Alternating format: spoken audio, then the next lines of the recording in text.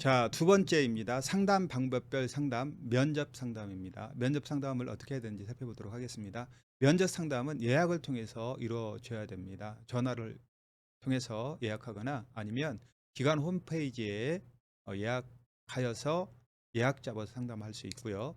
그다음에 예약 상황 시 어, 예약 상황 접수할 때 파악할 내용은 과연 뭐냐 이렇게 살펴보면 이름 그리고 내담자의 전화번호, 상담 받으려는 이유, 그다음에 피해 유형, 뭐 이런 것들, 그리고 지원받기 위한 내용들이 무엇인지 이런 내용들이 파악돼야 됩니다. 특히 전화 상담, 전화 접수했을 때 이런 것들은 필수 사항이라고 볼 수 있겠습니다.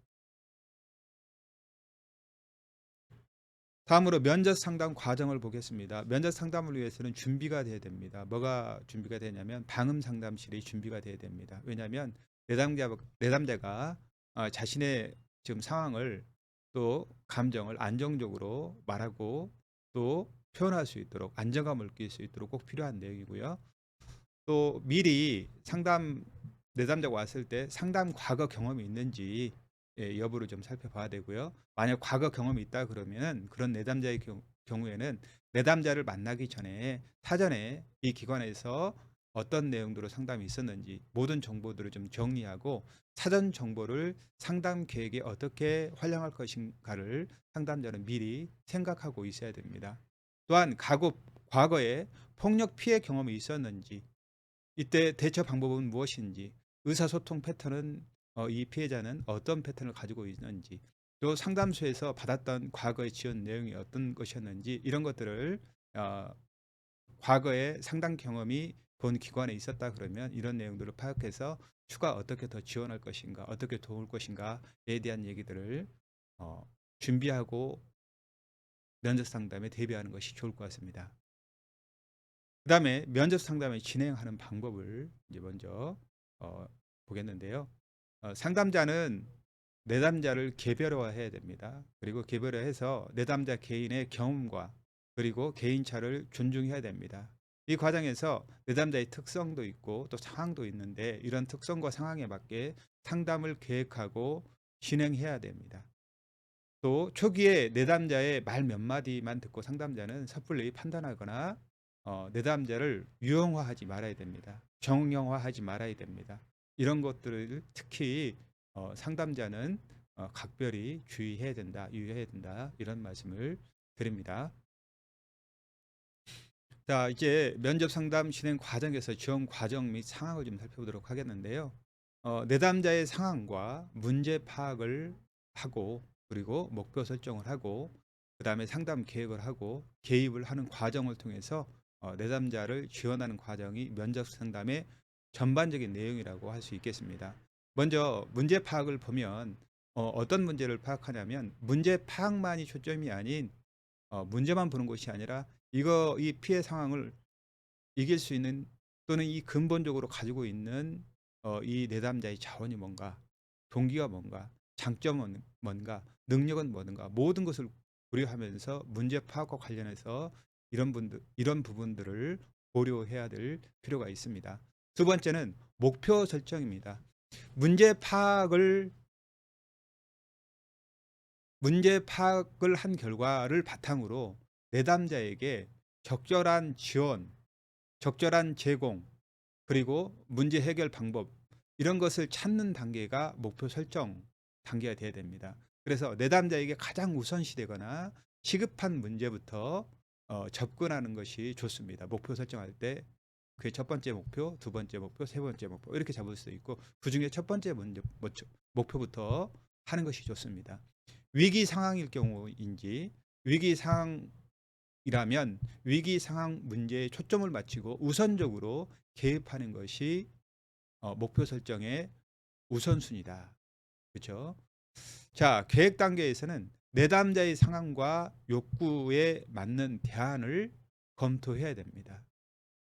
그리고 내담자가 가진 내적 자원이 뭐고 외적 자원이 뭔지 충분히 고려해야 됩니다. 그리고 전반적인 상담 계획에 반영해서 무엇보다 중요한 것은 내담자의 상황과 욕구에 맞는 대안을 검토해 볼 필요가 있겠습니다.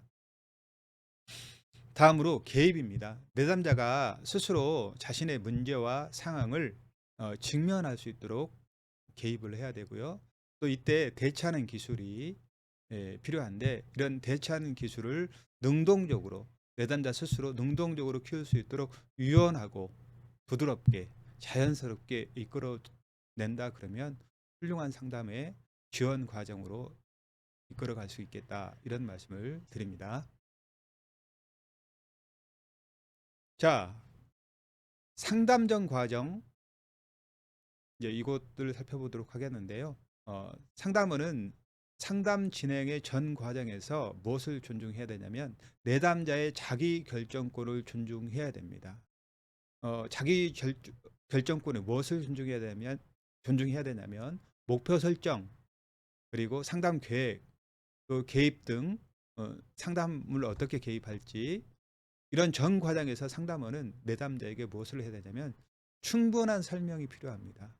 그리고 충분한 정보를 제공하고 내담자가 정보를 가진 상태에서 상담에 능동적으로 참여할 수 있도록 도와야 됩니다. 그리고 자신에게 중요한 선택을 본인이 할 수 있도록, 내담자 본인이 할 수 있도록, 결정할 수 있도록 자기 결정권을 존중해야 됩니다. 자, 다음으로 외부 지원 혹은 전문기관과 전문기관에 안내해야 될 경우, 연계해야 될 경우도 있습니다. 이때 내담자가 충분히 정보를 듣고 현실적으로 판단할 수 있도록 외부 지원에 받을 것인가, 전문기관을 연계해서 해야 될 것인가, 이런 부분들을 구체적으로 정확하게 설명하면서 내담자가 자기 결정권 안에서 결정할 수 있도록 해야 됩니다. 다음으로 내담자가 만약 정신질환 등 문제가 있다라고 판단된 경우, 상담자가 봤을 때 그럼 어떻게 해야 되느냐, 이거는 내부적으로, 상담소 내부적으로 공유해서 의논해서 같이, 혼자 상담자가 결정할 문제가 아니라 센터장님이나 그리고 상담원, 그리고 관련 기관들, 그리고 본인과 더불어 자기 결정권을 존중하면서 의논하면서 처리해야 됩니다. 자, 그러면 이제 면접 상담의 종결을 보겠습니다. 면접 상담의 종결 시점은 그러면 언제냐? 상담 목표를 달성하면 상담이 마무리된다라는 것을 미리 사전에 내담자에게 안내해야 됩니다. 자, 상담을 마무리할 것을 제안할 때 처음에 설정했던 상담의 목표와 관련지어서 그 이유를 자세히 설명하는 것이 매우 바람직합니다. 또한 상담의 마무리 단계에서 새로운 주제를 다루는 것은 무리입니다. 그래서 이후에 내담자가 다시 겪을 수 있는 증상, 그리고 내담자가 그러한 증상이나 또 어떤 외적 환경이 처해졌을 때 취해야 할 태도 등에 대해서 마무리 단계에서는 이야기하는 것이 좋습니다. 상담의 마무리 단계에서는 무엇을 해야 되느냐? 상담에 대해서 평가해야 됩니다. 내담자와 더불어. 그리고 사후 관리를 통해서 내담자와 지속적으로 소통 가능성을 열어두는 상담을 한다 그러면 매우 내담자 지원하는데 유익한 상담이 될 것입니다.